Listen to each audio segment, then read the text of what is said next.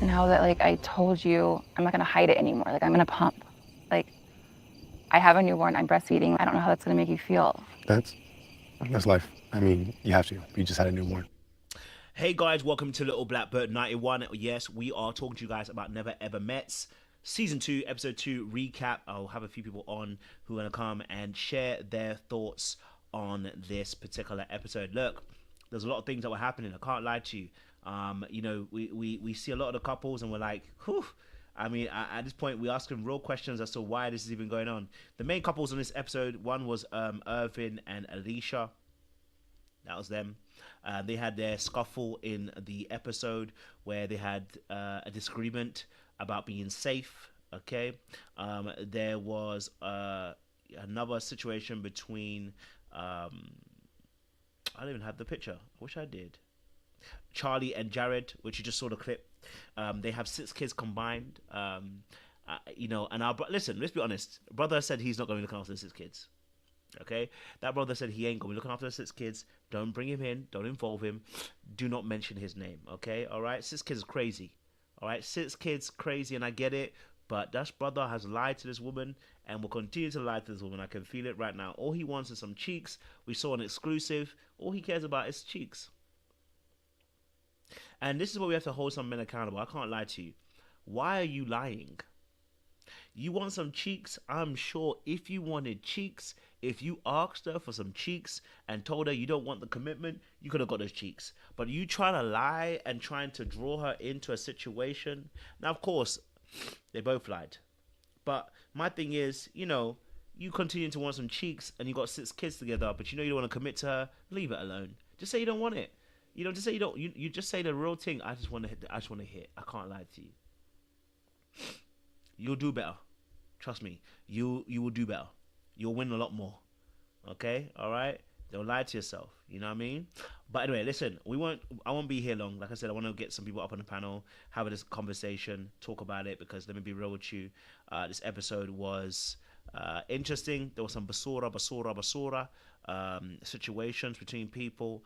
Okay, alright. We had Chris and our good sis Alexis. They were fighting over power dynamics. Alexis out here touching places that she shouldn't be touching, not consensual in her behavior. Like, sis, that was the brother didn't get consent. Okay, the brother didn't get consent. You know what I mean? Control trip. Those are things that I kind of picked up on the phone. I had an ex one day we were driving and he turned his head to follow a booty, which it was so crazy. I'm so All right, now listen. Let's be honest. This relationship is not real. We all know it's not real. Okay, the timing's off. The time between this girl and another between him and Maya's situation. Yeah. We know something's not quite right. Okay, all right. We know something isn't quite right here as well. So I'll just say, that I look at that situation and I'm like, ugh. Brother, y'all are doing this for the TV because there ain't no way that this relationship is real. Let's just be honest. We said this from the very first episode, right? It's not given real because the timing's off. The time is off, and that's why I don't understand why they were casted. Like, if we watch your own TV shows, how can you? You know what I mean? Like, was he cheating on Maya? Is that what you're trying to say? That he was cheating on Maya? Is that what we're saying? You know what I mean? I like Chris, but you know what? I'm gonna have to ask you if I ever interview you. Did you cheat on Maya? Were you talking to this woman while Maya was there? How did this woman from the group chat get a hold of you, brother? Huh? Did you give up Maya for this woman? You know what I'm saying? Shoot, nah, I hope you didn't. I hope you didn't, brother. I hope you didn't. No offense to our good sis Alexis, but that's like giving up a Ferrari for a Fiat. I mean, that's quite a give up. I'm just saying. You know what I'm saying? You had top of the range, and yeah, you know what I mean. But no, all jokes aside, for me personally, I think there's some issues there. So they probably need to discuss that as well in this act. Did you meet her in a group chat? Probably. Maybe he was on the own was it Ready to Love group chat? Probably. You know what I'm saying to you? Yeah, he definitely needed him. Definitely needed a him situation there for sure. You ain't lying. You definitely ain't lying. So yeah, it's interesting in that respect. Okay, let me get El Cid on so we can discuss this because this is crazy. This episode. El Cido. Yeah, I needed a because the brands you just laid out, I was like, maybe a newer model versus an antique. I would have said it like that, but hmm. I'm gonna get in trouble like Philip Mitchell. Let me rephrase that. Let me rephrase that. What I meant Oh to no, it's say already was, clipped. It's already clipped. what I meant to say was, it's just an interesting choice, as Sean would say. It's an interesting choice to make. That's what I should have said. You know what I mean? What's your thoughts on this episode? My thoughts on this episode is we need a bigger venue for all the babies, okay? Just like we said on Jay's channel on Saturday, but it's usually on Friday. Babies are just popping out everywhere. Everybody having a baby. Everybody having a baby. Everybody got a baby hidden. Everybody got a secret. But I much prefer the secrets than the, altercations of the first season. So I rather secrets be revealed week after week, but it seems like everybody got a baby or two or maybe three, hiding in the wings.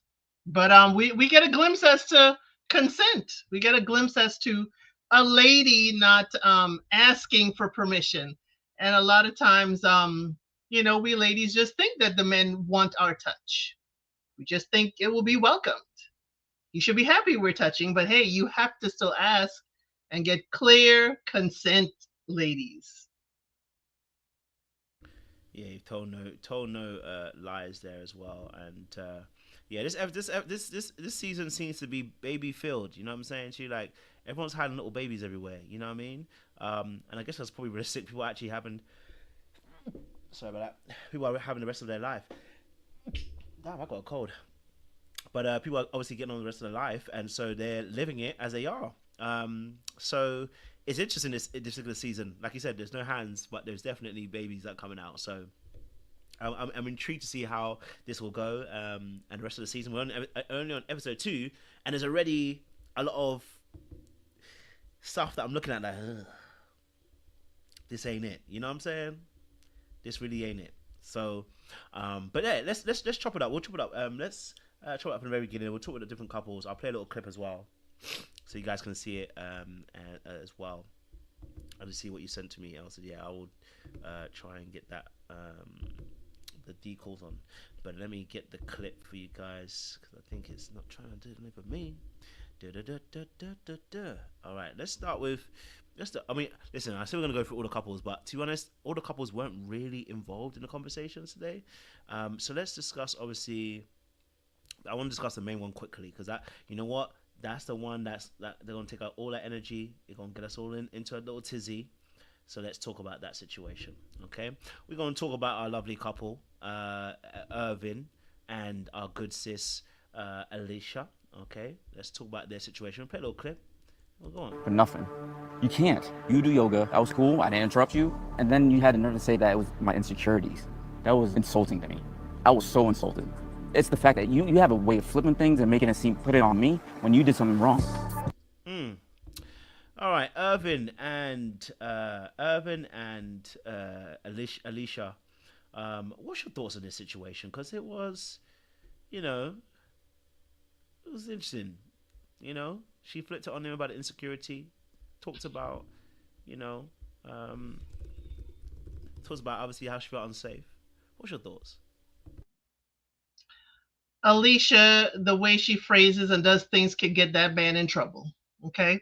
So he's saying Irvin, and bear this in mind, the dark arts of me is like Irvin cannot be perfect. So I'm waiting for Irvin to surprise me. But Irvin has been handling this very well. He said, hey, I'd like to do yoga with you. Okay.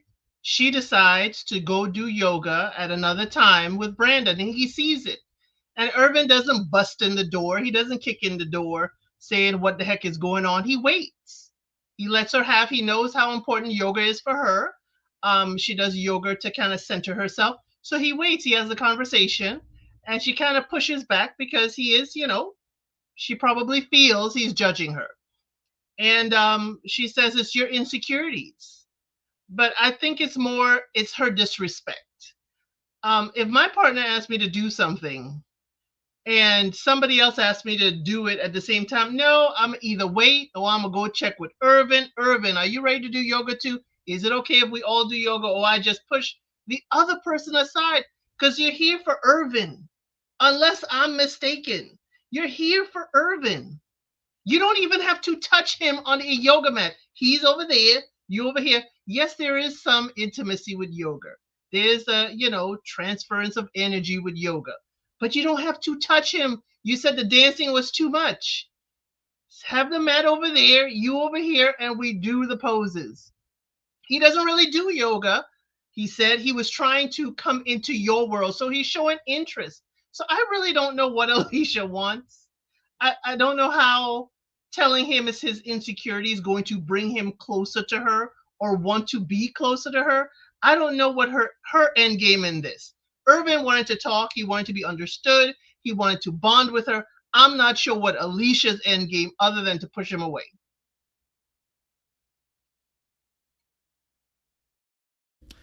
Yeah, I'm with you on this, 100%.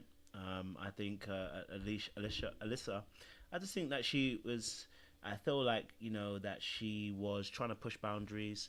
I think she does feel unsafe, but it doesn't necessarily mean that he's doing anything wrong. It's more to do with the fact that she doesn't feel safe within herself, and it's not external. She's not externalizing her thoughts to be able to say, "Hey, I need help to co-regulate and be able to actually feel safe." And so in that space, she doesn't realize that she ends up coming across as an accuser of the person, and then pushes that person away. Like that end conversation shouldn't have been that way. It should have, you know what I mean? Like, it should be a case that now you feel unsafe with old dude. You know what I'm saying? Like, and I do kind of get what you're saying. It's just sometimes when you say it that way, you incur people to feel a particular type of way. Like, that's why he had to walk away. It's like, if you don't feel safe, I gotta leave you alone. You know what I'm saying to you? So yeah, so that's why. But let me get Sean in as well, and then see what your thoughts are. Sean, what's your thoughts on Alyssa and Irvin?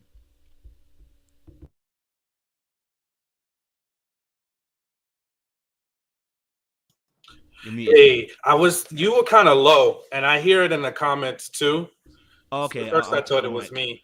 But yeah, I have mixed feelings. Like, with the two of them, I was able to see both sides of the situation. I definitely can see that Alicia is putting up walls when it comes to him.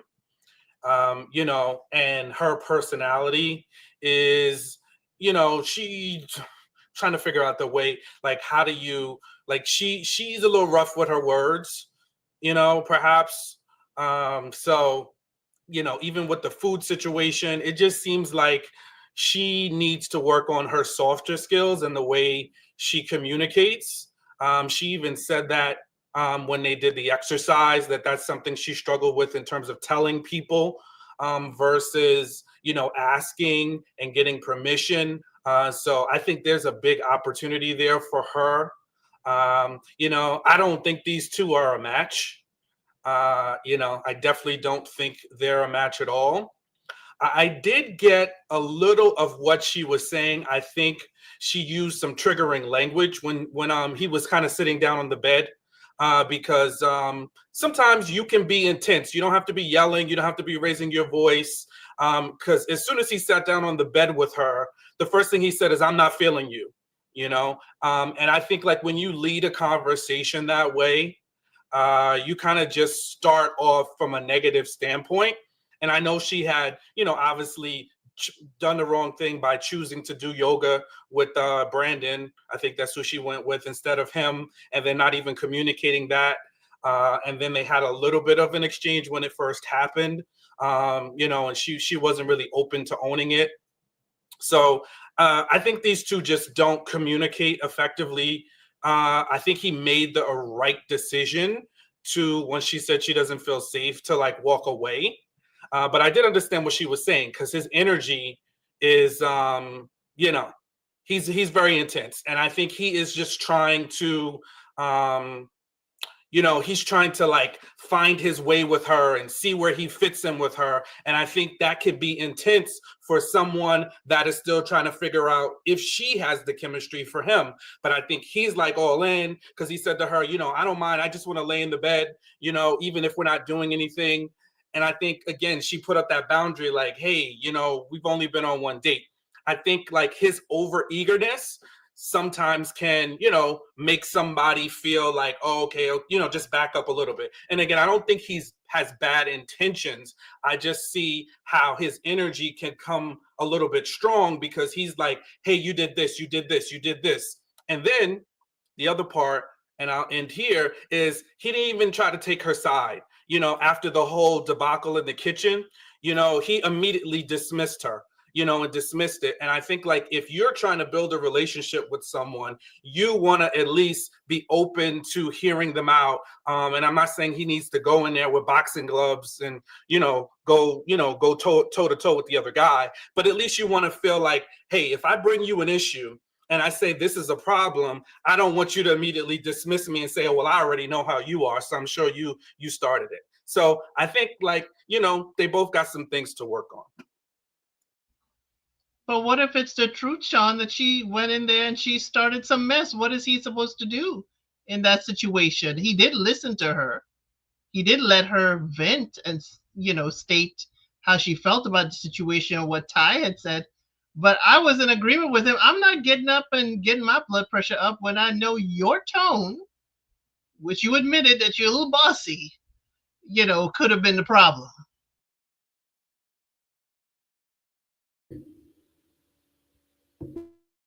Oh, yeah. I don't think like this is my idea, right? And this is how I would feel. Like, even if I'm wrong in a situation, I don't need my person to just immediately tell me I'm wrong if I'm bringing a situation to them where I feel like I was wronged, right? So you thinking that I was wrong is not going to change how I feel. It's actually going to dismiss how I feel. So if I'm coming to you telling you, hey, this is what happened to me, you weren't there, you're going by what you feel like, you've assessed of me took place, but you weren't physically in the room.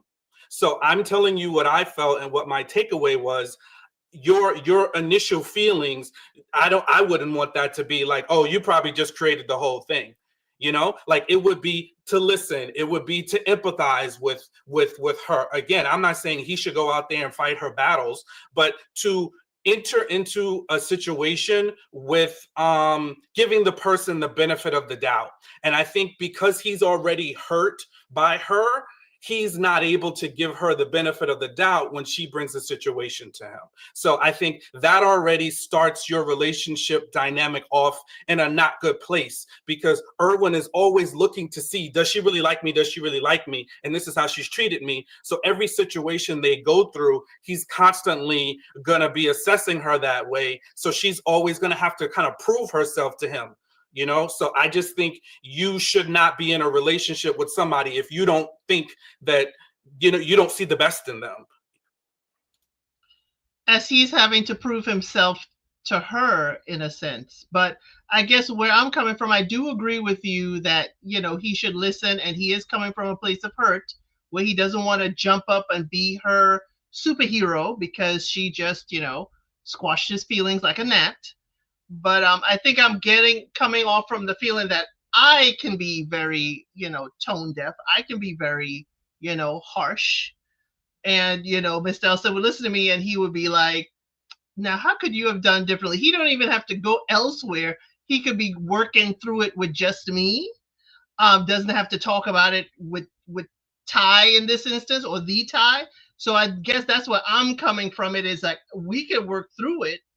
And even though he's not there, without him having to, address it with Ty or others.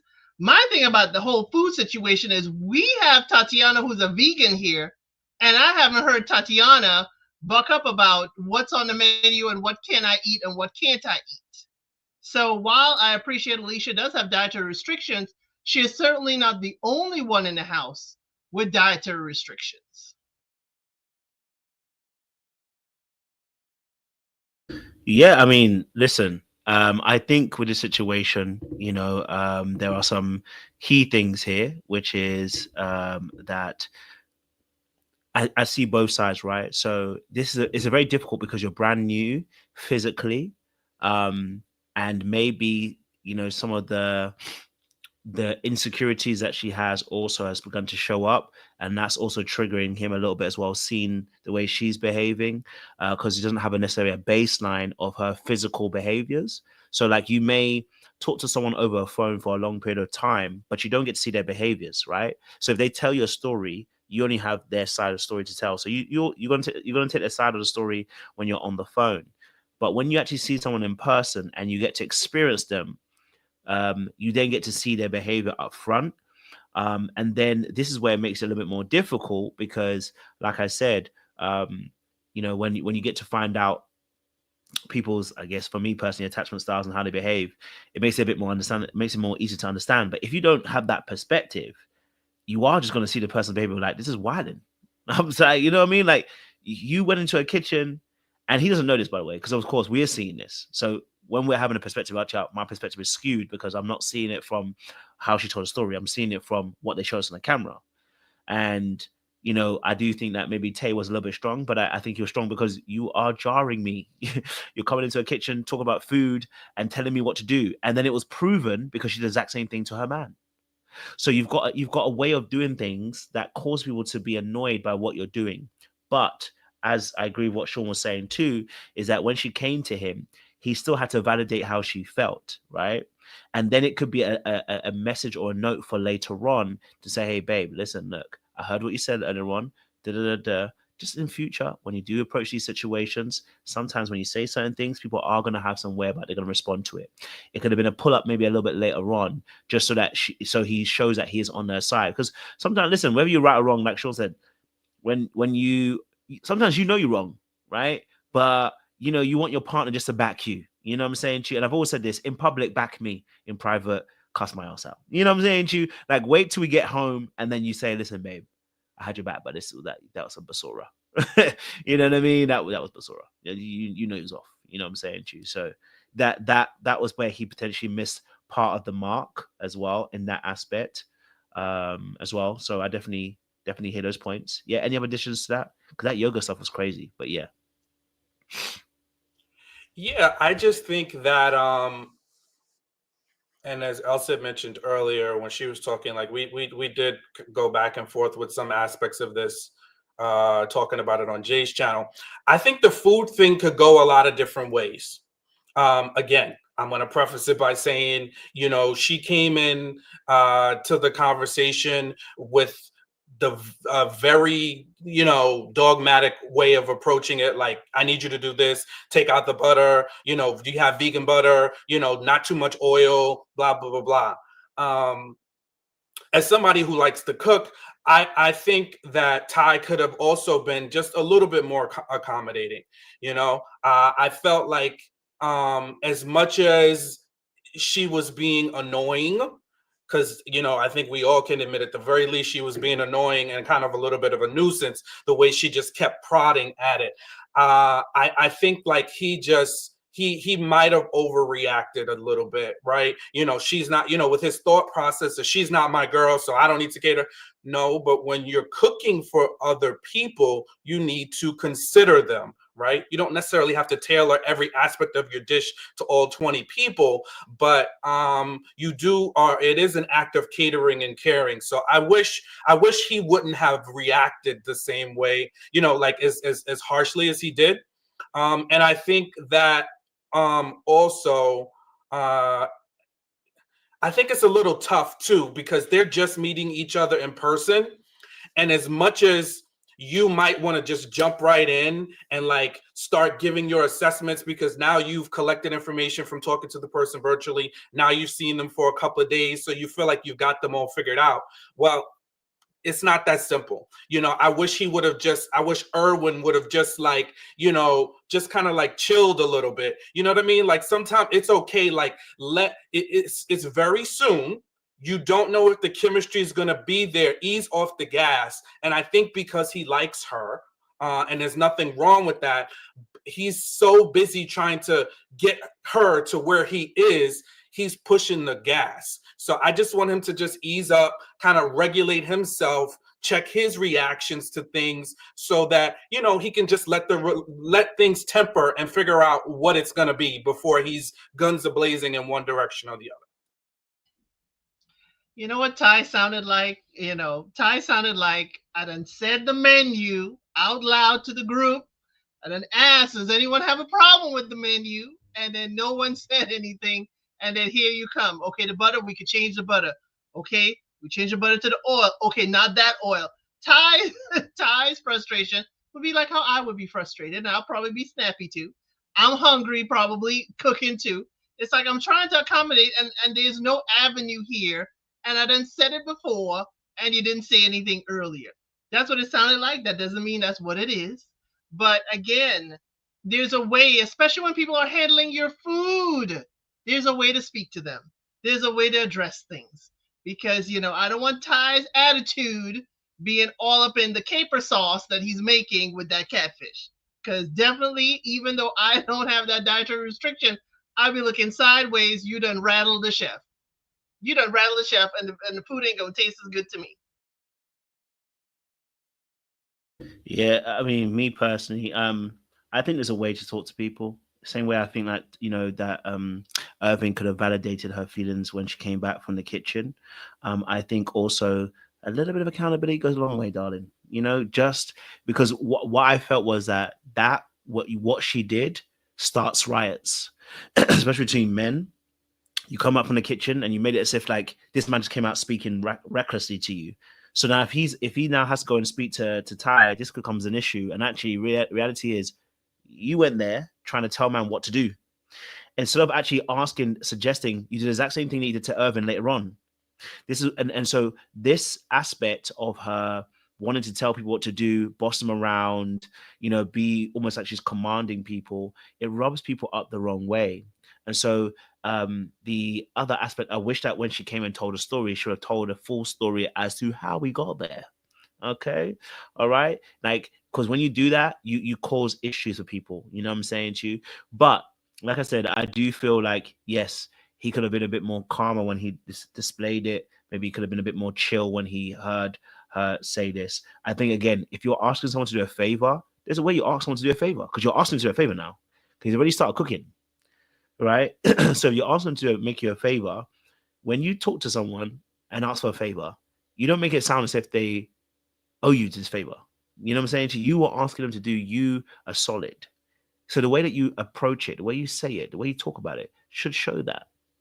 And listen, it's interesting because I think I want to take it contextually.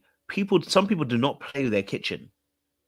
You know what I mean? Like we might not have seen it this way if it had been Big Mama in the kitchen. Okay, it would have been like, yeah, Big Mama don't play with her kitchen, so that's why she's saying what she's saying.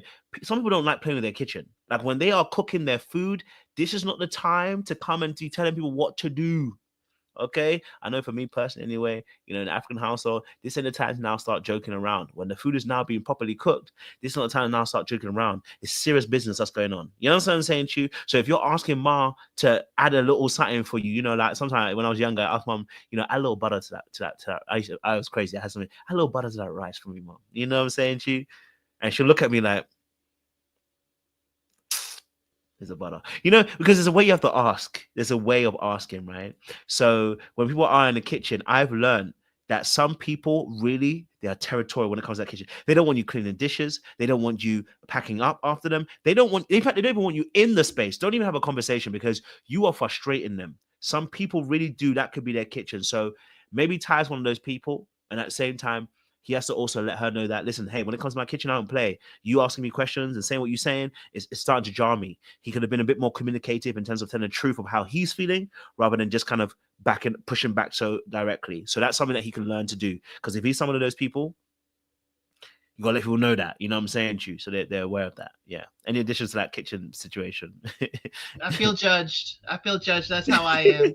Don't be there. Ms. Dell said no, don't be there.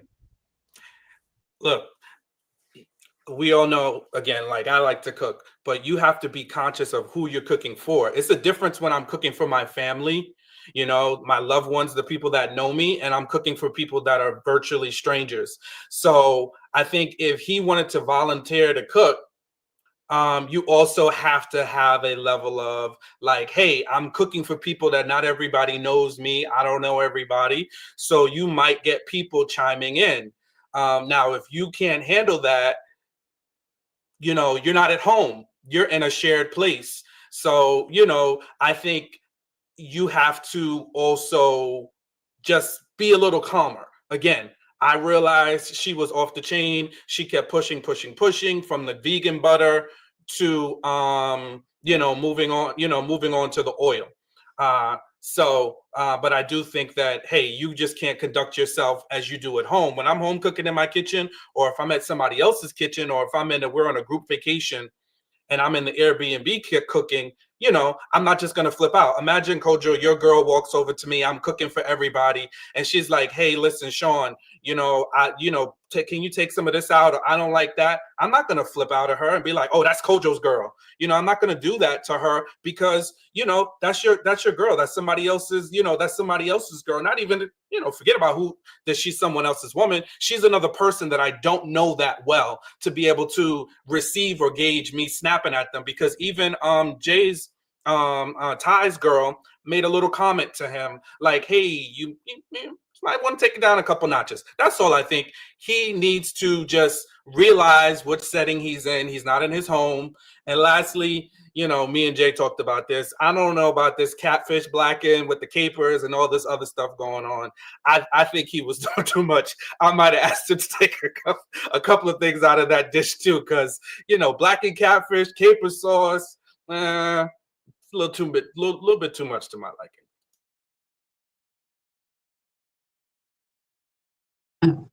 I definitely go for it. Okay. Well, y'all know, as a chef of this panel, y'all stay the heck out my kitchen before I turn up the heat. Okay. However, I will be respectful on how I approach the situation and stuff. Now, if you continue to bother me while I'm cooking, I might just go ahead and be like, oh, well, you go ahead and cook the meal then. You got it. You know what I'm saying? Now, a little bit against what Shaw said. He didn't volunteer. Everybody, it was said that every couple got to do it each week. You know what I'm saying? Now, maybe he volunteered to be the first week, but every couple got to do it each week. But with that being said, it is still, in all fairness, I'm in a house with a whole bunch of people. I should be able to go around and say, hey, are y'all okay with this meal that I'm cooking? You know what I'm saying? Now, like I said on my panel, maybe because most of the people did come in the kitchen and ask him what he's cooking, hence how we know what he was cooking, all this stuff, which didn't go together in me and Sean's opinion. But he might have assumed that, okay, most people are okay with it or whatever. And I think that she could have came in with a little bit more grace intact, like, hey, you know what I'm saying? I do have a condition. Can y'all abide by these needs? If not, when y'all done, I'll get up in here and do what I got to do. But her standing her ground on, well, I don't have to eat with y'all and this and that and stuff, and then keep carrying on. And then a person's already in the middle of their whole meal and they're going on. I can see how it gets tense. But as a man, he should be able to have the emotional intelligence to be able to control himself and just be like, okay, sis, I got it. We'll put some to the side for you. It is what it is. If not, if you don't like what we're doing here, you by all means, when we're done, you can come up in here. You know what I'm saying? But I'm gonna tell y'all now, do not come playing in my kitchen. I don't do too much like let you up in my kitchen, especially if you don't know how to cook. So stay out of it. Just wait till the meal is done. I'll be with you shortly. All right. No, I definitely hear you. In fact, I'll play a little clip for you guys of what happened. Oh, sorry. Versus butter. Okay, yeah. Just So don't kill it with oil though. Are you cooking, darling, or are we cooking? Okay, so oil gives me a lot of mucus, so I don't eat a lot Okay, of oil. but listen, we cooking for more than just one person right now. I said make the. I know, but when it's y'all time to cook, y'all can cook. Okay, so to be fair, he didn't shout. I want to be fair. He did not shout, not once. I thought he was shouting when I first watched it, but I just watched it again. What I would say is, and again, because I think Sean's giving the other side, which is good, so we can have a balanced conversation. I think she did the exact same thing that she did with the Irvin situation. Her language of the phrases she uses is where she goes wrong. She's like, you should. You should is not a suggestion. It really isn't a suggestion. It's an underhanded suggestion, but it's not a suggestion. It's letting you know this is what they want you to do. And actually, it's an act of control. When you start putting you should, it's actually controlling. Like, you can't tell me you should do this, coach. Once you start doing that, you're now trying to tell me what to do. What she should learn how to do, and I'm going to tell her she should do this because that's what she should really do, is that when she comes to the situation, when you want to suggest, you're polite about it by letting the person know, hey, is it possible? You know what I mean? Like, because you are asking for a favor. And then you're telling the person, don't use, almost, no, she didn't say don't, let me not misquote her. She said, she asked about the butter. And that's where he started getting a little bit angst. He said, wait, hold on, wait, what? I already done started cooking. Now, I know you ain't asking me what, but I've already started. Like, and it was just after when she said about don't use too much oil. Once you start saying that don't use too much oil, at that point, you are now questioning my cooking skills, number one. Number two, and now I feel like you're trying to tell me how to cook it. And I think that's where Jay's point coming. Then you might as well come and cook. You might as well come and cook. You know what I mean? So, I'm going to take it a little bit back because actually I thought he was shouting. He didn't actually shout once. But, was he a little bit more, was he standing his ground? Yes. Did he let her know that he's not doing it? Yes. Could he have been better in the way he delivered it? Yes. Because I think that there's a way to be able to say, hey, look, right now I'm feeling a little bit like you're trying to tell me what to do. And I want to be able to cook the way I cook. If you want me to make accommodations, next time when you're talking to me, just, you let someone know that, listen, this particular behavior is not working for you. And that's how you actually astute boundaries. You're saying what's not working for you, right? Rather than just flat out saying no. You're letting the person know, hey, when you say X, Y, and Z, this is making me feel like you're trying to control me or you're telling me what to do. And at that point, I don't feel like I want to do the situation for you. Like that lets people know the baseline of your behavior that you're not finding acceptable. So I definitely understand that point of view. Yes, additions. Yeah. Are you going, Sean? Okay. No, like I said, I'm not never agreeing the way she came in there. You were not going to tell me because, like you said, you come here and tell me you should. I'm going to tell you should get out of my kitchen, or you should go have some several seats somewhere or whatever and stuff like that. So I do agree that he was a little bit more polite than I would have been. But of course, I'm a woman coming to a woman. It's a whole different situation too, or whatever. As a man, yes, he was not shouting, but because he's matching her aggression to some degree, it starts to look some type of way. And then she has a Karen attitude. So then it's going to come off like she tried to go out there and start a whole thing with Irwin. Oh, he's yelling at me.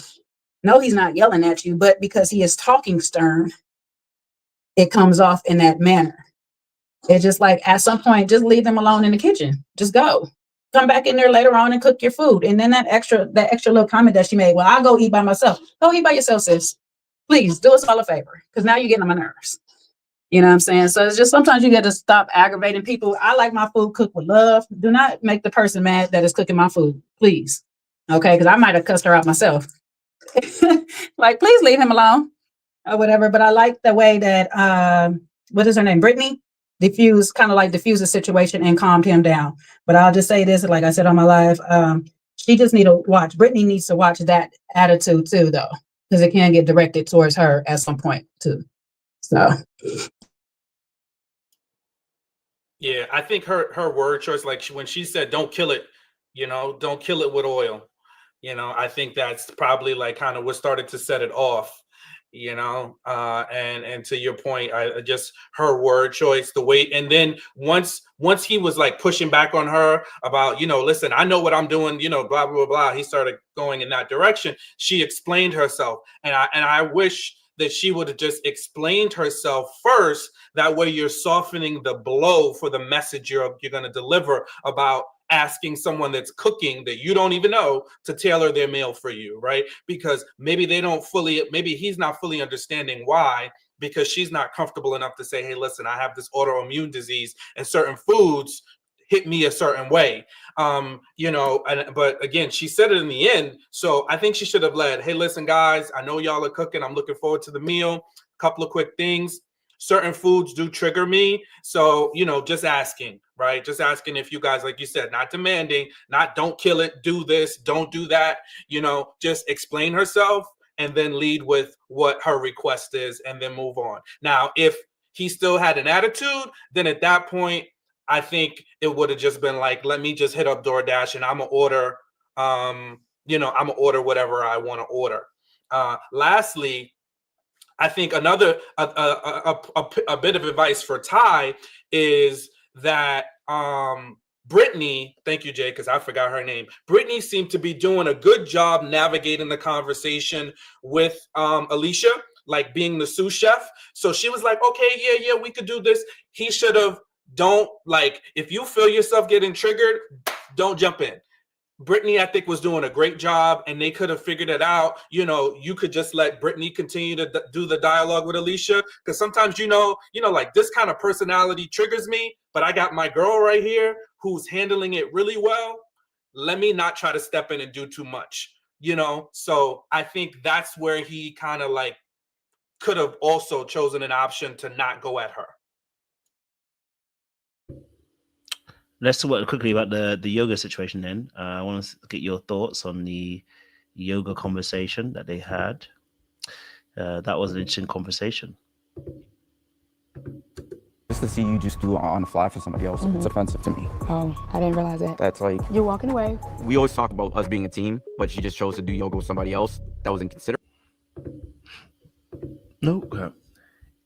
What's your thoughts of the yoga situation, guys? She yogaed him out. She don't want to have yoga with Brandon. What's your thoughts of the yoga team?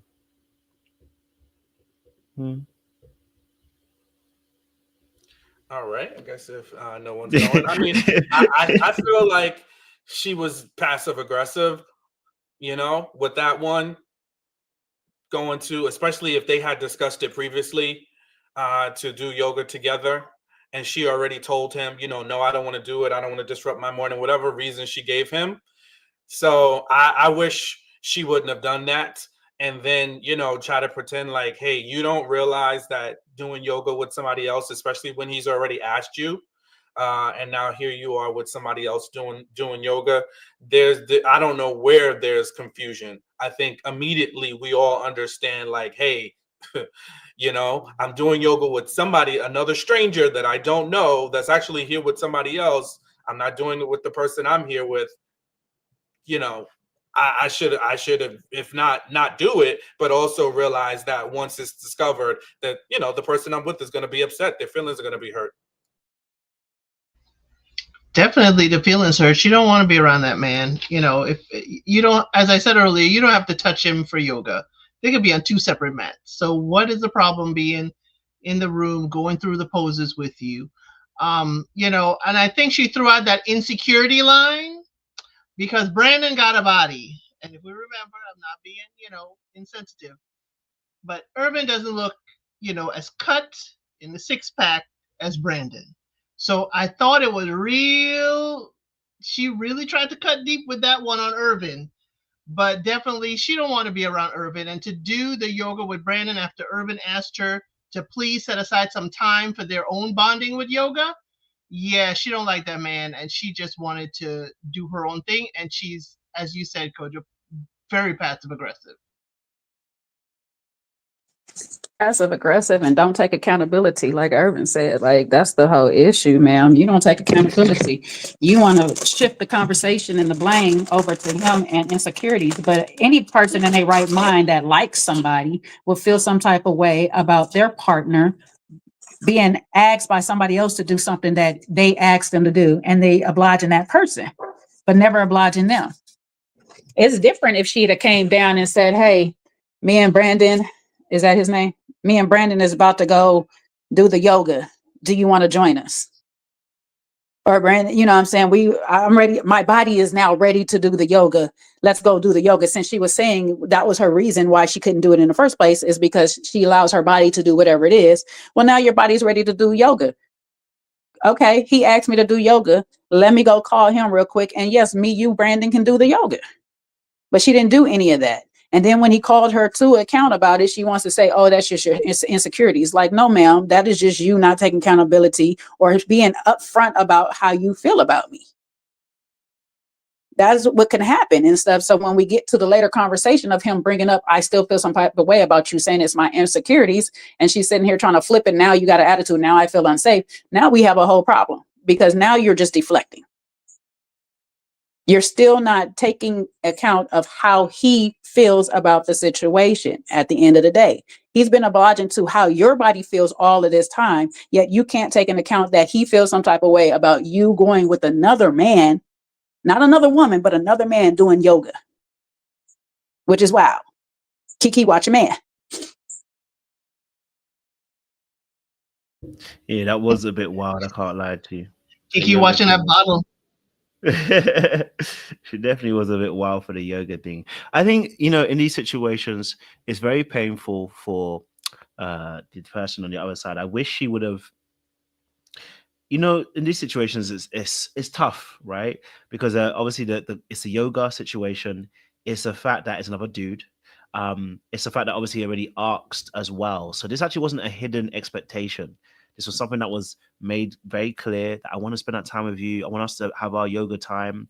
I want us to be able to spend some time together. And she actually denied the request at first. So she actually denied it, saying her body, etc., etc. And like you said, Jay, what would have been more presentable would have been her to come and say to him, hey, look, I'm ready to do yoga, but I might be doing it with Brandon just because. And even then, I can't lie to you, my insecurity will play up. I'm gonna lie to you. Me personally, I've got some work to do. So me personally, you gonna come and tell me that you want to do yoga with Brandon, I'm still gonna feel some type of way. I'm sorry. Don't come and tell me you want to do yoga with Brandon, because I already told you I want to spend time with you in doing that particular activity. And now you're telling me you're replacing me with someone else to do the activity. Even if you told me, I'll still be vexed. Because at that point, and even if you told me it was another woman, I'll still be vexed. I might not be as vexed as the man one, but I'll still be vexed because I've already discussed that I want that time with you. And you told me no. And then you go and do it with someone else without actually having to struggle to do it. It tells me, it would tell me that maybe you don't like me. And if that's the case, that's okay. Set me free, baby. You know what I'm saying to you? So that I don't be foolish anymore. Set me free. Let me be free.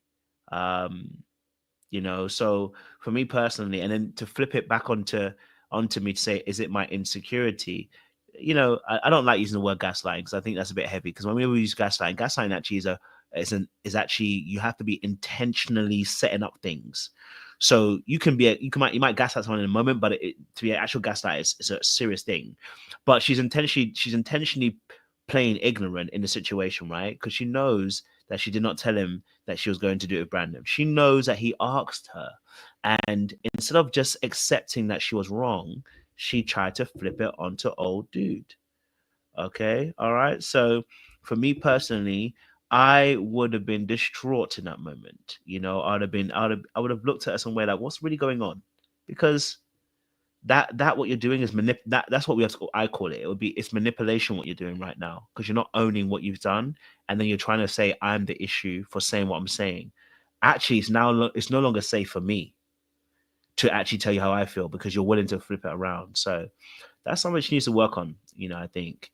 Yes. Oh, go for it, Jay. Let me tell y'all how to use y'all dark arts for good. Okay, what I would have did as soon as Brandon asked me or whatever, I would have ran down to Irwin, and then in front of Irwin, ask everybody else, hey, we about to do yoga. Do anybody else want to do yoga with us? Therefore, if everybody else denies except for Brandon, that us three is doing it, but I'm still doing it with my man. So therefore, I can't get in trouble. You know what I'm saying? I don't know why El said looking pretty confused on how it worked. Okay, you can still get in trouble, Jay. No, you don't still get in trouble. He wanted it just to be the two of you. You wanted to be the two of us. Listen, other people might want to go ahead and do it. Now we got to do a group exercise, and then when everybody else leaves, it's just us again. Okay, you got to learn how to work it out. This is how you use your dark arts for good. Brandon already asked you already, and now you got to hurry up and be like, well, you know what? My man done sat here and wanted to do this, so let me go invite him first. And she don't want to be alone with that man anyway, so she might as well invite everybody else. Yeah. Maybe that's it. She wanted to be alone with Brandon rather than with Irvin.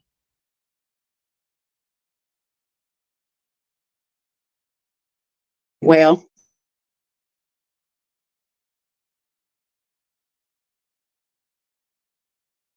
Any other additions to the yoga? No. Okay. All right. All right, let's move on next couple because I think we've talked them well, and we've discussed them well as well. Okay, let's go to another couple. Obviously, Chris, Alexis and Chris had their situation. They were touchy, feely. And consent is paramount as well. So I'm going to play a little of a clip for you guys so you can remember what actually happened on that particular part. Hopefully I can find the right clip for you guys. Olga was touching up the prince. Okay, I can't find a clip. I'll find it in a second. Okay, well, I'll come back to it and find a second, but I will put a little decal. Shout out to Elsa for this as well. Okay, so if you don't remember them, it's Alexis and Chris. These two wonderful, fabulous people. They had a situation. There was consent issues when it came to control, and Chris felt like that Alexis was not respecting his autonomy and respecting his need for consent. I have a clip now for you guys. So here we go. I'll play the clip for you guys. Control trip. Those are things that I kind of picked up on the phone. I had an ex one day we were driving and he turned his head to follow a booty, which it was so crazy. I'm so disrespectful. But I put my fist right here and when he turned around. Now, actually, as I watched that clip, I just realized how problematic that comment, that thing she just did. I didn't deep it until now. I watched. I said, "Wait, I know I mentioned it, but I'm actually really deep in what she actually is saying. To put your fist to someone's head and wait for them to turn around, one is calculated, and two, you are turned into an abusive person, sis. I just want to let you know that's a little scary." What's you guys' thoughts and ladies' thoughts on this situation between Alexis and Chris? How did you see it? How did you see it? Well, apparently these new men want consent these days. I don't remember this back in my day. No, just, no, just ma'am. Okay, because we know women can get in the Me Too movement too. So please keep your hands, like they tell you in Grey Sue, keep your hands to yourself unless asked otherwise.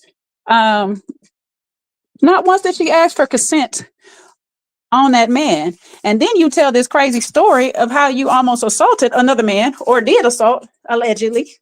You know what I'm saying? A whole nother man. That means that you don't care about consent or anything at all, or care about other people's feelings and how they might react to certain things or what their traumas might be or whatnot and stuff. Just because he sent you a pic upon request, or he was on somebody else's platform and with his shirt off, does not mean that you should be treating this man like a piece of meat. Okay? So I just need her to chill out because it's coming off real desperate and thirsty. And I don't know. I've heard people say, "Oh, she's trying to cougar him." No. This is not what cougars do. Okay? Cougars seduce. This ain't nothing, no art of seduction and none of this stuff that she got going on. I don't know what this is. This is just like high school horniness that she got going on. So, I mean, I need her to calm all the way down and respect people's boundaries because that is still a boundary of his. That man had to write a whole stop sign on her back. Like, that's wild. I would be so embarrassed by my man writing a whole stop sign on my back because I'm trying to fill him up without his consent, which I'm going to do later, but that's neither here nor there. He should have put the stop sign on his chest because that's where he wanted her to stop. Like, stop touching me, stop doing this, stop XYZ. Yeah, she doesn't want to listen. He has said it multiple times. And Chris should just run at this point because she's not listening, even in a group of people. The expert even told her, "Hey, you did not listen to the man when he said, don't do that." And she still went ahead. So for me, it's a wrap. And she says later on that I don't feel connected to you. It just sounds like because you don't allow me to handle you how I want to handle you, I don't feel connected to you. But that's not how it works, Alexis. It's back and forth. It's give and take, both of you in the relationship. And if you are not, how can I say it, seducing your partner with your touch, then you are repulsing them. So you got to figure it out.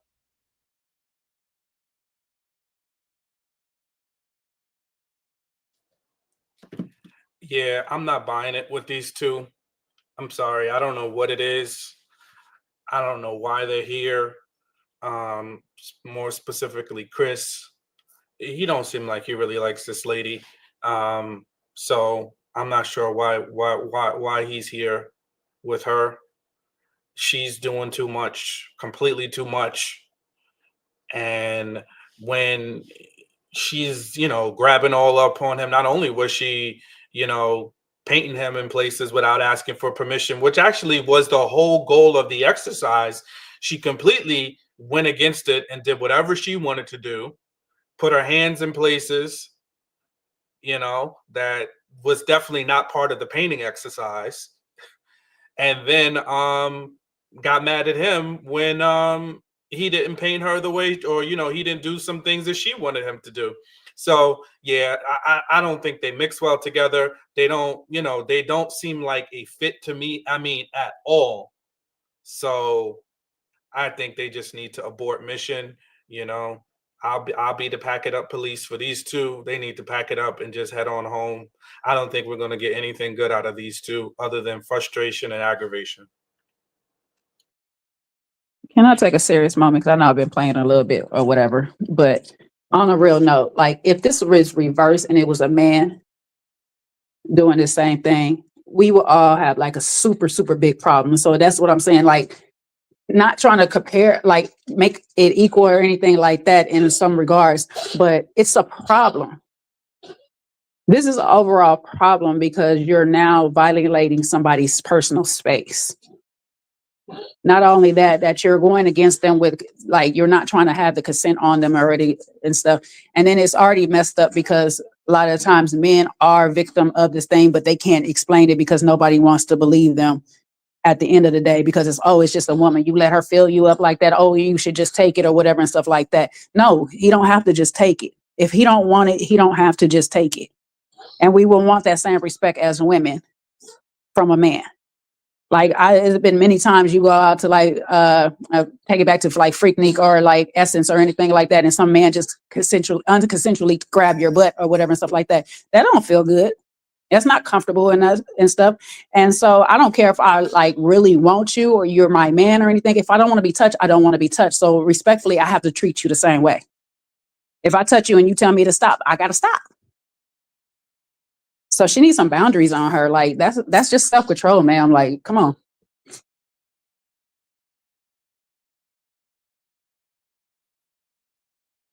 No, I definitely hear you on that. I definitely hear you on that. There is that aspect. That's something she needs to really work on, so she makes sure that she doesn't actually go over that line, because in essence, that is a lack of control. And she just needs to be aware that that particular behavior is not conducive to a healthy relationship, and you will go into the lines of abuse very quickly. So I think you're absolutely right there, Jay, as well. I just think, when people do that, they usually are trying to control people out of fear, that they try to control people because they're afraid. Like the story she told was actually about the fear of betrayal. She said the man's head turned because of a booty or whatever. He turned his head, and then she did what she did, which means she is somebody who fears being betrayed. And the way that she has learned to handle affairs when it comes to betrayal is to, take it a little bit one step further than actually just saying, this is my fear. She going to show you that's her fear. Okay. And that is problematic behavior. And she should look at that and start making adjustments fast, because that's how you end up in toxic relationships and toxic situations. And before you know it, you could find yourself either being on the end of abuse or even being the one who's abusive. You know what I mean? Like right now, we got to ask Chris, blink twice. You know what I mean? Like, and you are showing us that you actually don't actually respect boundaries when you are touching him up and he's not consented to it. The task was actually that's actually mad how mad it is. The task was a consensual task, and she still failed. That is crazy. But any other thoughts on Alexis and Chris in this situation? Chris might need to be a bit more. Chris needs to be a bit more vocal too, right? Not waiting till after. Probably it's not going to help his situation. He has to let her know as well affirmatively. This is my boundary. You are passing that boundary. I need you to stop. Well, will she listen if he's more vocal? Because he's vocal with Jared, he's vocal with his boy, after the fact, and where it comes from, and she knows where his trauma with that controlling comes from. I don't know if she will listen or she's ready to listen. Yeah, unfortunately, from what I see from her, she's not one of those people that can receive information well that's not positive. Even when he tried to tell her, she said, well, did you like it? Did it, it's like even when they were talking about her version of the exercise and her inexperience, she was very comfortable telling him what she didn't like. But when it came to him trying to tell her things that he doesn't like, she's not receptive to hear it. She's not somebody that I think knows how to navigate conflict. Her conflict resolution skills are limited. From the time she stepped on the scene, she immediately demanded an apology, from him for something that we still are unclear about what he needed to apologize for, I guess, even from his perspective. But, he did it. And I think that sometimes that's the first, that's the person first testing your boundary. Like, hey, can I get them to do something I want them to do, regardless if they really want to do it? And then he did it. So I guess that was for her, in her mind, open season to just push through every boundary that he had. I think, her communication skills aren't the best. These two are not, I don't think they just doesn't even seem to be chemistry between them. So I'm trying to figure out what is the unifying factor that brought them here and has them wanting to seek a relationship. What's funny is her and Alicia. Is that the one with Urban name, Alicia? That her and Yes. Alicia are like really similar to each other because they sit here and can tell everybody about themselves or tell people what they want or whatever. But when the comment is directed back to them, they shut down and have a problem or whatnot. Just like Sean just said, when it was back to her, she had no problem telling him, oh, you didn't rub my leg slow enough. You didn't do this. But when he tells you stop, you don't listen. So it's funny how everybody wants this grace that they cannot give. And I hope they looking back at this show and realizing that there's a lot that they need to work on when it comes to that and being reciprocal of positive energy towards people. People respect you more when you are what you say, like what you demand. So I don't know.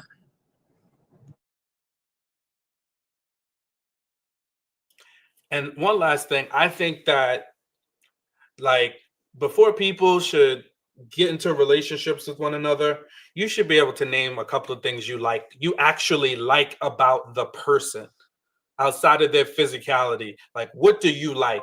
And it's glaring with these two. I think I see it with Alicia and with Irwin, as well. And I think sometimes people think like, oh, we can talk, we have good conversations. That means that we need to be together or we can pursue a relationship. But do you genuinely like the person? I don't know, from what it looks like, Alicia, I don't think she genuinely likes Chris. She may like his physicality. I think those are two different things, but I don't know if she really likes him, because I think when you like somebody, you give them consideration. And and the same for her. I mean, the same for Chris. Does he really like her? I don't think if he really sat back and thought about it, what are some things outside of what he thinks he might be able to get from her, whether that's physically or otherwise? Does he really like her? Do you really like her? So my 2 cents.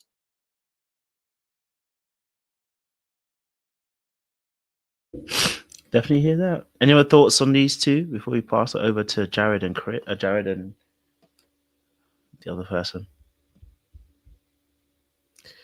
All right, let's go to Jared. I don't know why her name is escaping me, but we're gonna go to Charli. Jared and Charli with an I, no E. Thank you very much, Jared and Charli with an I. Okay, all right. So we're gonna talk about these 6 kids. Okay, we're gonna talk about these 6 kids that they want. Okay, let's get this up on the screen. All right. Come on, Interneto. Thank you. Okay. I feel like if it was one kid, I'd be like, all right, you know, it's cool. We evened out. Wait, how many? Like, no, I'm not trying to be funny. This is like, it's hard enough taking care of two.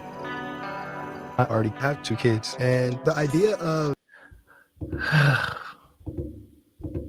I don't know what somebody expects when you tell them that you have 2 more kids, 2 more dependents, 2 more mouths to feed, 2 little more rugrats. Not jokes, but you have 2 more kids, and then you actually previously said it's a lot for anybody, right? To take on board. As much as I think his behavior is in some way as well, because he's got an extra kid, but he's got 2 kids. She's got 4. That makes 6. That makes a lot of mouths to feed. You know what? He's a smart man. He's thinking about his pocket. He can't afford it. You know what? He should be smart about it. He's only got 2 that he has to afford, and that's enough of that child support that he's paying. He ain't about to add another 4 to his list. I get it. I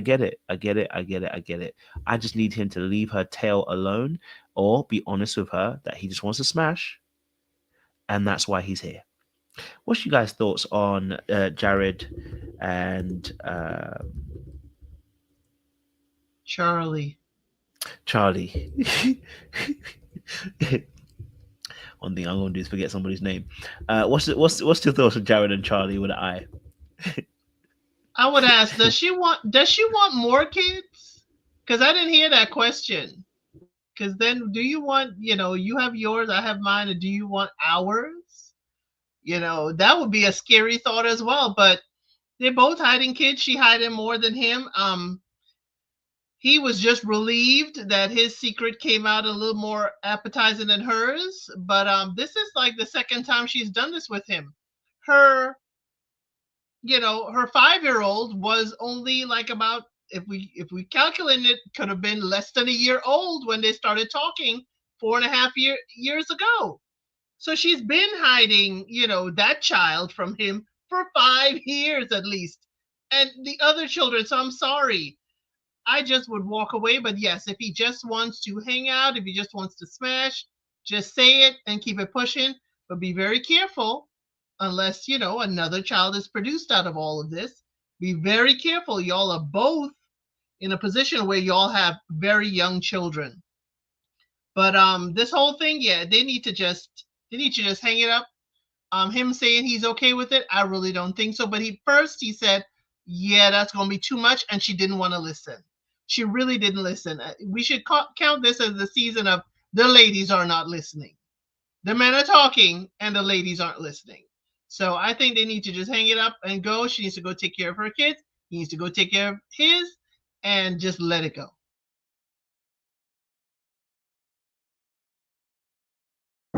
I just need you to try. That's all. Just try. I just need the effort. These 2 are match made in Planned Parenthood.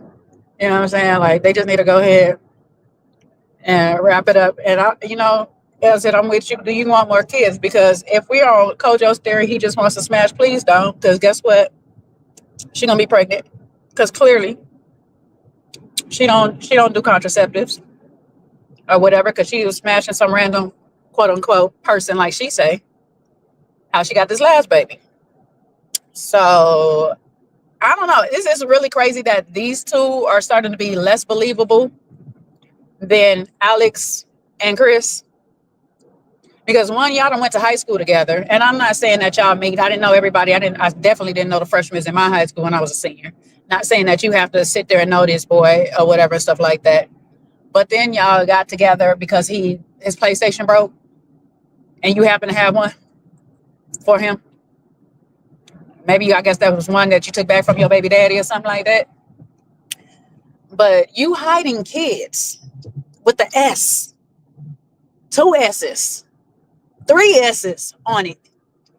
And he's hiding his, like the last 2, I can see, like we got a little shame going on. You know what I'm saying? I've been talking to you for a while, but I've been dipping out.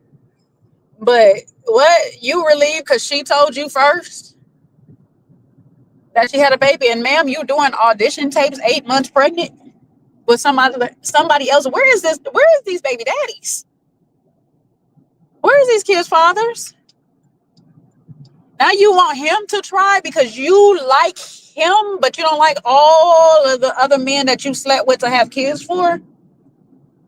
You want him to take all your responsibility. And sir, you already scratching your head over the 2 that you got. So just wrap it up. Like, let's go. Like, pack this up. Let's go. Don't even engage any further because you got 2 already that you need to take care of. What are you doing right now? What are you doing? I don't know. These 2, well, I know Sean say like to pack it up. These 2 need to pack it up. Pack this stuff up. Go ahead, pump at home, ma'am, with your newborn. Like, you got a newborn at home. You need to be at home, letting him be on the tet, like right now, like straight up. Period.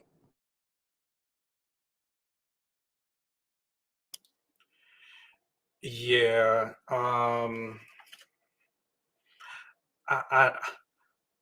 mean, these 2 just really perplex me. And then when we saw the clip that was from online, from Ohm's IG page, you know, Jared had the nerve to say out loud that, you know, he's just trying to get to the boom boom room and there's no way that he wants to deal with 6 kids in total. Yeah, I don't know. I'm not sure. I'm not sure what she expected. Like, did she really sit down and think like, I'm gonna come on this show and surprise this person that I've been talking to online with a 1-month-old? You know, like, I don't know. I just worry about us. I just do. I just worry about us, you know. And, you know, I hate to be, you know, I'm in my new enlightened path and trying to stay out of women's business, but I got to be in women's business because how are you pumping breast milk and putting it and throwing it away, I guess, because she can't give it to the baby, you know, and you over here trying to make connections. Why is you not with your baby? You know, and this whole situation stresses me out. The only thing I got clarity on, because I wanted to know if that woman was white, and I found out thanks to his painting exercise and painting her as a zebra, which that to me was wild, that she is biracial. But him painting her with zebra stripes is nasty work. That let me know right there, this man is not serious at all. He's not serious about her, because how you paint a biracial person with zebra stripes is diabolical and lets you know. And if she didn't get that and she still wants to move forward, I would personally be offended. I'm not biracial as far as I know. And I just would be offended. I was offended for her with the zebra stripe. So that's about it. We of the Negro delegation, do not take this woman and all this foolery that she got going on. It is bad enough Kevin Samuels done gave us hell. She is not about to set us back now that he is gone. Okay? No, we do not take her. She already wearing a black and white bathing suit. It wasn't that diabolical to me, but I understand, Sean. I understand.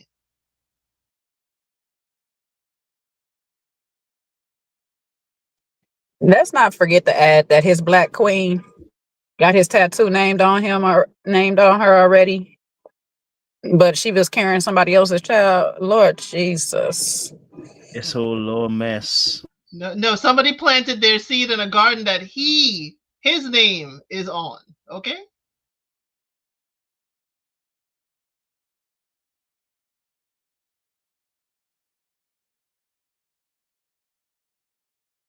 Anyone thoughts? Anyone thoughts of Jared? Yes, the bar is in hell. The bar is in Sean. hell. Why are you sorry, Elsa? Because you look like you're like, oh, you look like you like was suffering when I said what I said. Oh, about her bathing suit? No, that, you know, planted the seed in a garden that's labeled with somebody else's name. Oh no, listen, that didn't bother me. The whole situation, I think, it's very unserious. You know, it's very unserious, the two of them. And I just hope, because she is I'm back in women's business, she's in a very fertile place because from what I know about women when they're pregnant, when they have just, were pregnant, this window is a very fertile window. So he's dying to get to the boom boom room. He's concerned about 6. They might get to 7. So, First of all, Elle said, correction, it's not a 6-week window when you are pumping and you're breastfeeding. I'm sorry, because that slows down your thing. So that's how we get these same year babies from our Nana and now. You could do grown people can do anything they want to do. So I didn't even speak on the window because I was in women's business enough. But I'm just gonna say it. If he don't be careful, you might be trying to run from her, but you're gonna be stuck with her. So this is a very interesting window, bro. A very interesting window. So I don't know about these two. I definitely hear you on that. Any other thoughts about anything else on this episode? Because that was really the only kind of main deposit of the episode. I know that they had there was a little massage situation between Jay and Cinco. Other than that, there weren't really any other aspects for me anyway. Maybe I wasn't watching it closely. I don't know. Was there any other aspects that were He got prominent secrets, bro. What do you mean? Right. What do you mean? It's the whole thing. Clay and Tatiana. We got Clay one was more holding secret. his baby. Huh? More Clay was babies, holding that baby. he has a baby. Who? Clay. Clavassier. Oh, okay, Clavassier okay. Got a secret. Oh, my bad. You're right. Is progressing. My turn. However, the thing that is weighing on my mind is that I got some stuff to tell Tatiana. You know me like this whole second? Wait, Wow. not Coach had the whole clip ready. Talk about he don't know though. Yeah. You have to stay ready. You get what I'm saying to you. So what's our thoughts on Clay and Tatiana? Talk to me. I see Tatiana. The way Tatiana jumped on Clay, I gotta how can I say it? I gotta apologize to Camille. In Married at First Sight, the way she jumped on his back, the way that Camille used to jump on Thomas, I was like, I guess it's a generational difference. Must be. But yeah, these babies, too many babies popping out, and I don't think that she's gonna forgive. The way that she has been asking, is there anything you have to tell me? I don't think she's gonna forgive. But I was worried about the brother, and he's proven me right. Listen, they went scouting this season at the Babies R Us because everybody got a baby. Everybody got a baby in the wings somewhere, and they just recruiting for the babies. And his girl, Tatiana, she's already putting out boundaries. So I think that's why he's taking his time, easing his way into this information. And this was the perfect timing because folks just came out with their secret and it was about babies. And he's still taking his time. And meanwhile, Tatiana has asked him several times, like, is there something to tell me? And he's waiting to hold on. Is Clay, it started with that ill-timed kiss that you got dubbed for. And now here you are again. You're trying to plot and plan. And it's just, you're trying to get her to that boom boom room. And you waiting to withhold the information. And I'm telling you, that's going to be, it's horrible. Yeah, tick, tick, boom, tick, tick, boom. Anywho, Clay obviously has a bad thing with timing. We know Sean be showing up late, but obviously Clay is later, okay? Because he ain't trying to tell nothing no time soon. And that's a problem. I know shots fired, Sean. I'm sorry. I just had to do it, though. But I'm just saying, bro, there's never a good time to drop bad news on somebody. So the longer you're waiting to do this, the worse it's going to be. You and me, El Cid and Sean talked about it. Unless you just found out this information, you should not be sitting on this information at all, because this is something serious to somebody's life. You're telling them to make the whole decision about you and a kid without their knowledge. And this is how things end up real bad. Like Sean said, it's going to be tick, tick, boom at the end of the day. So this time right now, while everybody else is sharing Whoops, sorry, I muted myself. This time right now when you sharing and she literally asks you, is there anything you need to share with me? You should have just went on and come forth with it. Or just be like, you know what, I need to exit out this program because what I got to tell you, it ain't about to be good. But I don't understand y'all withholding these kids, trying to hold on to somebody else. Like they just gonna be like, oh, you had a secret baby. Okay, I still love you. Like, no, it don't work like that. Y'all taking people's free will and choice away from them, and that's not fair. And it makes it actually worse overall. And they don't trust you at the end. Because what next are you gonna lie to me about? So yeah, I think he should have just took this opportunity to say something and talk about it's I just gotta wait when the right time. That's what he tried to tell her, like when the time is right. Like, bro, the time is right now. Right now. Like, get it over with. Right now in the intimacy suite where nobody else could see and hear, the reaction, or it'd be embarrassing. But Kojo, we got another secret coming up. Kiki got a secret coming up in the next episode. She just said she got a secret to let loose. Kiki got a man at home. Kiki, do you love me? No, Kiki lived with her parents. Oh, that's what you think? Is it her parents? Oh, sure. Or, listen, I want to give Kiki the benefit. I mean, it could be daddy with an I. It could be daddy with an I. Or it could be Zaddy with a Z. It could be. It could be. We're going to name this the Escape Secrets, It ain't easy out here. I can't lie to you. It ain't easy. So I'm definitely hearing you. You know what I'm saying to you? It ain't easy out here. So yeah, no, I mean, listen, you're right. Timing is very important. The secrets that he's got about having a kid, I think she has a kid as well, right? So it could have been easy just letting her know, listen, hey, I've also got a kid, we 1 for 1. You know what I'm saying to you? It's not like he's got 4 for 6. It's like we 1 for 1. So, I don't know. I think, he should be upfront quickly. This can be salvaged if you do it quickly, but the more he takes time, the worse it's going to get, and the more she's going to feel betrayed by this truth that you have, So I hope he's not trying to smash before he gets to tell them the truth, because that's going to really set her off. You know what I mean? And I don't respect that. You know what I'm saying? If you know that this particular information may stop someone from wanting to sleep with you, for me, I think that's very scary behavior. You know what I'm saying to you? You know that this person might not sleep with you again after that. I think that's scary behavior. Personally, I think that's scary behavior. I think you should tell the person, let them make the choice up front. And listen, to be honest, I'll be honest with you. Most people are still, people will get scared, but most people are still going to go forward. You know what I'm saying? You're like, you have a kid. And it's not like, do you know what I'm saying? You're like, she has a child too, bro. Like, you're overthinking it, Now you're going to go into a different place. Yes, Sean. Now, it depends on how old the child is. Because how long have they been having this online situation? Because if he got a 2, 3, 4 month old, yeah, if he got a 7-year-old, it's probably not a big deal. But if he got a 2, 3, 4, 5, 6 month old, then yeah. I don't know if it's not a big deal on a 7-year-old though.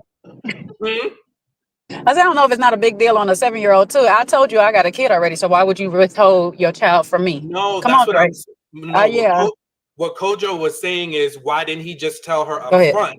And that's why I'm saying that's probably why he didn't tell her, is because the baby is not 7. The baby is some months old and it's overlapping in their relationship. So that's why he don't want to tell. It's not that he has a child, it's the child's age, so. And it could be that day you couldn't talk to me was because you were in labor and delivery, because they only been talking for 6 to 8 months. I forgot how long Clay and Tatiana were talking, because it sounds like, he shouldn't be too far away either from his newborn. That's why I think, just a word to the wise, for anybody, online dating is very, very popular nowadays. The clock doesn't start till we meet. The clock doesn't start till we meet and start hanging out. And don't convince, I don't care what the person says, that clock does not start until we meet in person. You know, because people gonna do what they gonna do, especially if you're talking about going 6, 7, 8 months without seeing the person. If you think that person is just sitting home playing solitaire, you know, Angry Birds on their phone, you're Delulu. So the clock starts once you get to this house.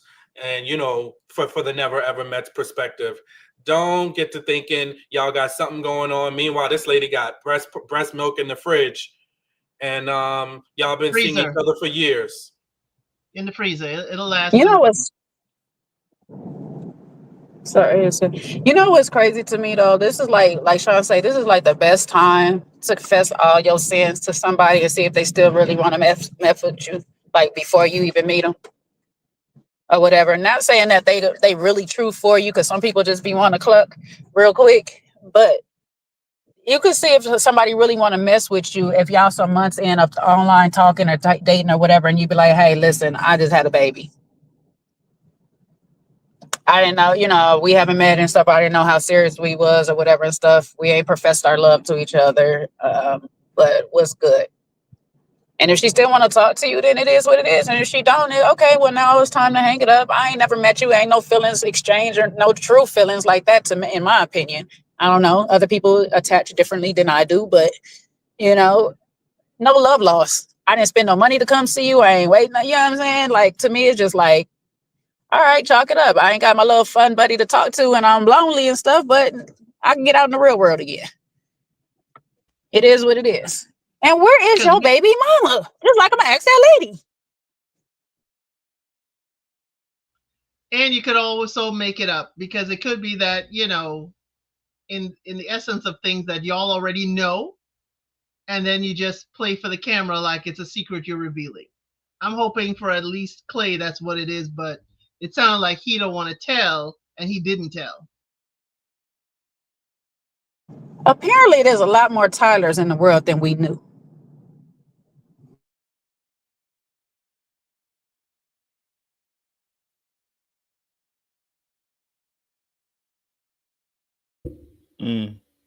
A lot more Tylers indeed. Well, Courvoisier, hopefully he tells the truth. Any other thoughts on these two? No? No more thoughts on these two? Any other thoughts on anybody else on this particular show? You forgot Kiki and Brandon. What have they been doing? Brandon been doing yoga. What they been doing? What they been doing? I'm just trying to figure out what they've been doing. I know she touches Kiki body been drinking. Kiki been drinking, and Brandon been doing yoga with the other ladies. I've been drinking. So what do you want to? What are you talking about? Naked outside on the lawn with paint, and I kind of have a fear of intimacy, but maybe this will help me open up a little bit. Next to me, I have the intimacy. Kiki and Brandon, well gone for them too. Brandon came out well oiled. Did Kiki help with that? Just a question. Nope, Alexis or Alicia, whatever her name is. That's how you do yoga, hot yoga.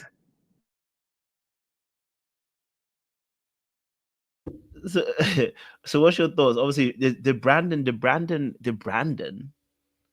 did he violate his relationship by going to yoga with Alicia? You know what I mean?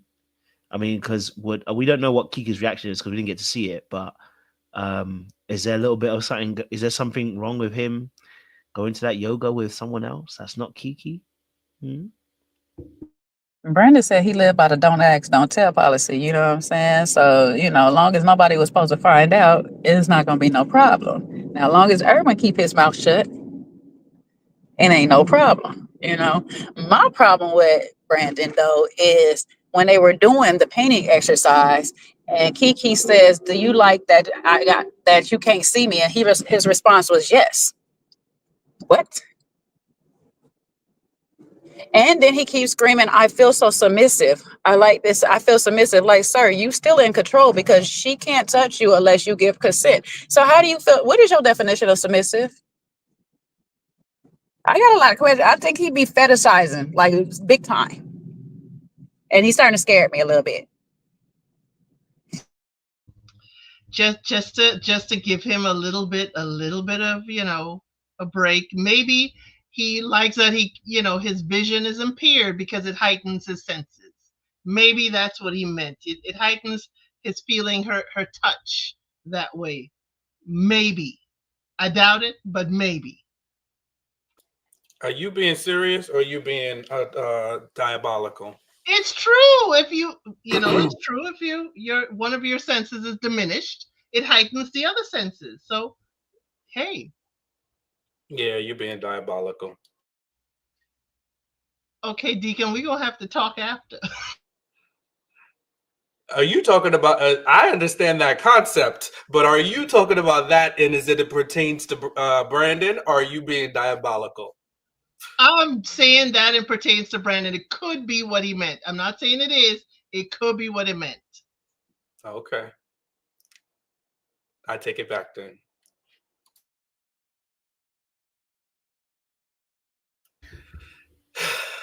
Yeah, I don't know with Kiki. Kiki and Brandon, there's nobody to root for. Not even an ounce of anyone to root for here. She still got some secret about somebody that she got at home. I hope it's that she lives in the basement with her parents, but it don't sound that way. I hope she a basement dweller. But it don't look like she's a basement dweller. It look like she living with somebody. So I don't know. This ain't good for nobody. I don't think Brandon cares. No way. I think he's just trying to get up to that room up there and get to carrying on. It looks like the boom boom room is booked this go around because everybody is fighting to get up into the boom boom room. And unfortunately, like I said, I'm gonna have to go back to my original statement. We need to like each other. If we're trying to pursue a relationship, we need to like each other. And I don't think nobody really likes anybody. He tried to put that girl in a full-blown negligee the first date they had. This is a never ever mess. That's what I'm back to that. It's a never ever mess. Forget never ever mess. It's a never ever mess. So my thought. Sean, not you rooting for a basement dweller. Wait a minute. This is growth. Oh, where was I? I was like Kojo. I wasn't paying attention because I never heard she said she lived with her ex. I thought she said I never heard the details. They saying they heard it in the chat. Is that a digital exclusive, guys, or did that really happen? It's on social media. It's on social media. Oh, it was a little clip. It was a little clip of her saying, "I still live with my ex." Not with that laugh. not with her little giggle. See, those people that be giggling, they be up to no good. You get to giggling like giggle that. Now? When you giggle like that, even when Arlette does that giggle, she's really laughing at somebody for real, but just trying to be polite. Oh, Lord, Kiki. Kiki trying to get the rent paid, okay? Kiki. Hey, her ex-man sent her out and said, listen, you got to do a job. You know what I mean? So, hey. And with the price of rent, hey, you gotta have a roommate. At this point, you know what I mean? I feel for the kid. You know what I mean? She's having to surrender herself to Brandon, a fine man like that, I don't think it's a bad gig for her. You know what I'm saying? I don't think it's a bad gig for her. What? Can I say not a fine man? No, but what are you talking about now? I'm confused. What is she getting out of it? It's a gig. You mean just going on the show to make a little money? Yeah, a little money on the side? Oh, okay. Maybe a little exposure, you know what I'm saying to you, maybe a little something, maybe a little modeling contract. She is a plus-size model. Plus-size model. So. And we got to come all the way to the West Coast when we're only 2 hours away from each other in our respective cities. Okay. Well, if I'm living with a man at home, it's kind of hard just to up and leave for 2 hours. You know what I'm saying? And I got to circle back. So that's a whole 4-hour trip. This is a whole day trip. It's a lot. It's a lot to plan. She needs to be having those. I need to be away with my girls on the weekend. Okay. All right. That's what she needs to be going to see Brandon right now. Whether he gonna believe her or not, who knows? But I think a lot of these couples it's hard to right. It's hard to root for them it's hard to root for them because at our grown age, it's hard to envisage that people are still having these kind of things. I guess obviously, like for instance, I haven't had that kind of situation since I was like a teenager. You know what I mean? Because I couldn't get to where the person was. But as an adult, it's like I can close that gap. You know what I mean? I think I'd believe it more if they were in two different countries. Like if someone was like in America and then someone's in UK, it'd make more sense. Like, okay, you guys haven't seen each other. It's been 8 months. You've been talking. We're flying you out now to come over. Then that would make sense, you know? Or maybe, you know, in that or like aspect, two different coasts. Like yeah. somebody's in New York and the other person's in California. You know what I mean? Like Well, AD and Ollie done sat there and proved that wrong because shoot, they done got engaged from across the pond, okay? And Kojo done been here several times. Now they ain't got no damn excuse now. And Kojo said he was never coming. That's because I'm not a basement dog anymore. I'm done. you never wore a basement dollar, so cut it out. What about? I'm kind of well. Maybe there's one to root for. What's the one? The one that was cooking in the kitchen. The angry chef. Yeah. Oh, the angry chef. No, Ty and Brittany. Ty and Brittany. I know they do have the most like chemistry too, besides the sexual chemistry of Seiko and Jay. Oh, we didn't even get to them. Damn, we just blazing through. I told you. Kojo want to get rid of us. That's right. When I watched the episode, I didn't write notes. There's Jay and Cinco, and there's the angry chef and Brittany. That's right. And because I didn't write no notes, I don't remember much of what the other couples were. So when I look at the episode, I'm like, okay, Tay and Brittany are there, but what did they discuss? That's what I was looking at. So I didn't see much from them. Making sure the towels was clean. Yeah, I mean, he wanted to cook. That was about it. But what does Cinco and Jay do? They paint trees on each other. Yeah. Huh? On this episode, what did they do in this episode? Cinco and Jay. Y'all gonna have to help me out because I don't remember them doing anything on this episode. They did the bonding with the painting. I think she's the one that painted a tree on him. Then she talked about how are you so wild that you're applying to this show while pregnant. And you know, they opened the intimacy. She was talking about Charli applying to the show while pregnant with the whole baby secret. Then she was talking about they said that, you know, intimacy suite open so y'all ain't got to use the showers no more. And apparently they used up most of the towels. They were just comedic relief.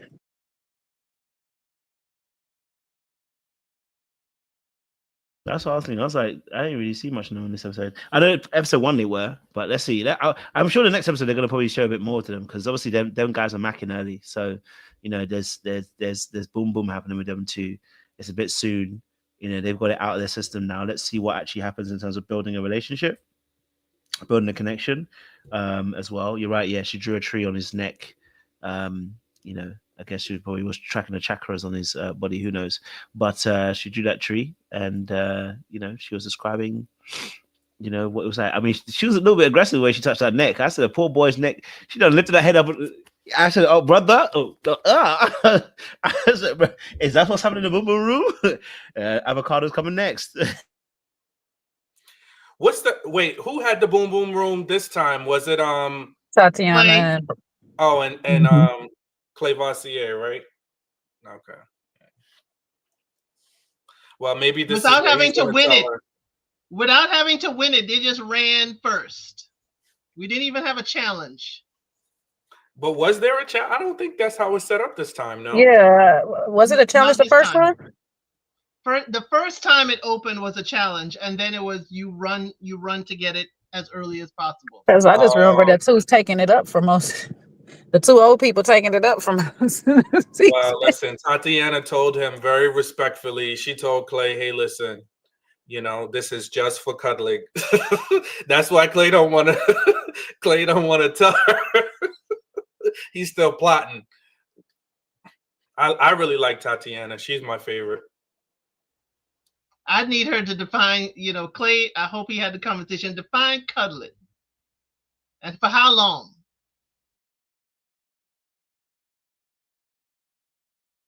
Well, you know, Listen, I just think that people are getting a bit physical really quickly. I get it; they've been to know each other and that, but we'll see. I mean, listen, like I said, we're only. I realize we're only 2 episodes in. This is crazy. We're only 2 Yeah. episodes in, as well. So it's interesting to kind of see that as well. But yeah, I'm intrigued to see where it's going to go next because, like I said, I think there is. I think it's gonna. I feel like it's gonna blow up with the way that people will kind of go in. All these secrets coming out. I don't know. I don't know how people are still managing to make it through these situations because these secrets are not just normal secrets. It's not like I've only got 500 to my name. This is like I got a whole spawn. Yeah, I've got a whole spawn, and I'm hiding that spawn from you. Like it's crazy work, So I'm intrigued to see what's gonna happen next few episodes and where they go from. Yeah. And we just put this. Another darling said, obviously, shout out to you. $2 super chat. Thank you very much. I appreciate that as always, Nola. She says they both burn bums, and he already knew. He knew already. This was earlier on actually. This was for when we were talking about I think it was Charli and Jared. Charli, that was it. Because one thing about me, I'm gonna mess up that name again. Charli and Jared. But yeah, thank you very much for that, Nola, as well. Okay, any other thoughts? I've been watching. I watched Someone's Son the other day as well. So, I watched that. I just watched that earlier today. Yes, How was it? I still haven't watched it yet. It was Nigerian auntie wasn't playing. Wasn't playing. She done sent my girl Martha home. I was so sad. She said, "Tell Martha not to mourn, but you got to go." You got to go. She said, "Listen, just because you wear a Nigerian headdress, don't mean you can go home. You can't go home, okay?" But you know what? Auntie clocked her, and it was a good choice because she came in with a little arrogance to her. She did come a little arrogant. She came in a little arrogant. A bit of too much youthful exuberance when she came in. I can't lie to you. But I think she probably would have been a better fit for him because she got a bit of that Nigerian culture and then she got the American culture. You know what I mean? Now she was a little brash with the sexual talk, but I don't think that's her fault. The mom asked her a question. What do you want us to do? Yeah, but you see how the other ladies answered it? They answered it a little. You know how to, when you're sitting in front of somebody's mother, you know how to, even if somebody said intimacy, you know how to. They all answered it in a very different way. I think she thought she was going to have a leg up because she had the Nigerian, connection. And it's like, it's not everything. Culture isn't everything. We have to be on the same page. We have to know time and season. So the auntie mom got her. I agree that. The other shorty that came there with them booty shorts. I said, what's going on? Now say what now? I said, how you gonna come into a situation with booty shorts? You're coming in to see someone's son. I mean, I get it. She doesn't know the mom's gonna be there, but I just thought to myself, damn. Even for a first date, that's a lot of cake. Too much. That's a lot of cake. That's a lot of cake. That's a lot of sex. It was a birthday date. Hey, listen, I like cake too, but time and a place. Exactly. So I was looking at it and I was like, yo, it's a wild one still. So listen, we'll discuss it actually tomorrow. I'll do a live on it tomorrow, actually. I'll do a live on it tomorrow. Today I'm gonna go sit. I feel sick, so I don't know what's going on with me. But my energy's zapped up my last bit. But listen, look, audience, thank you so much for tuning in today. Let me get Sean to do the benediction. Let me not break protocol here. And then I was gonna let you because you was ready to wrap it up. I said he's like, the heck with this benediction. Yo, all I can hear is my brain is going off and my nose is going off, my back's going off. That's what I can feel. But protocol must be adhered to. So we're gonna have a very, very brief emphasis on brief in the benediction. I think we're getting to know these lovely couples, and this is a never ever met with a lot of secrets. And it seems like the production company is doing their recruiting down to the Babies R Us, down to the Babies Registry, because everybody got a secret baby. So folks, please, if you're looking to start off relationships, be upfront, be honest, be transparent. Very early on, especially if you've got children, don't hide your kids. Keep your kids, let everybody know you got your kids. Don't be telling folks, that at the last second that you got, toddlers and infants and such. And last but not least, make sure that you like the person. Love is important, but love can grow. But you have to like the person that you're with. And if you don't like them, chances are you won't truly love them. Back to you, Coach. Thank you very much, Sean. I appreciate it. The doors are now open, folks. The doors are now open. And don't worry, I won't be asking you for any love offerings or tithes here. But appreciate you guys. Thank you so much for coming through. And ladies as well, thank you very much. El Cid, Jay, Sean. We'll be back tomorrow night. We'll discuss someone's son as well. Okay. So yeah, hopefully I should be back fully rested. So we're back here, our usual full spectrum of energy for you guys. Also, I have a brand new microphone, guys, because everyone died on me. Okay, so as you can see, the headphone is also brand new because you guys were complaining about my headphone. Brand new hairstyle. Okay, all right. So good old lad. All right. So I appreciate y'all. Thank you for all the people that sent messages on Instagram who thought someone had lost a best friend. I did. The microphone had passed away. You raggedy son of a! I had flowers on the way and everything. Yo, I had so many messages. People telling me, "I'm so sorry, my condolences." I said, "Did y'all not read the rest of the thing? It's about a microphone, guys. Okay, all right. Samsung, it's a good friend of mine." Oh, Kojo, I meant to mention too. You know, in the first Never Ever Mets live, Pretty Jay was in the comments. Who's Pretty Jay? Jay from the show. That's her YouTube name. Oh. Yeah. She must be a Leo as well. She's giving me Leo energy right now. Oh, okay. Hopefully we get a little message going, and hopefully we can get to interview some of these people as well, because I want to know. I don't know if Chris will come on here because I think we already know that he's fake. So I don't know if I don't know if we'll get Chris to interview, because I probably will ask like, "Bro, how real is this thing?" So I don't think you'll be seeing Chris on this channel for the interview. Just want to make it very clear, because I do think it's fake. I can't hide that feeling. But he may say that it's not, and it may be real. So I have to offer that opportunity. You know what I'm saying too.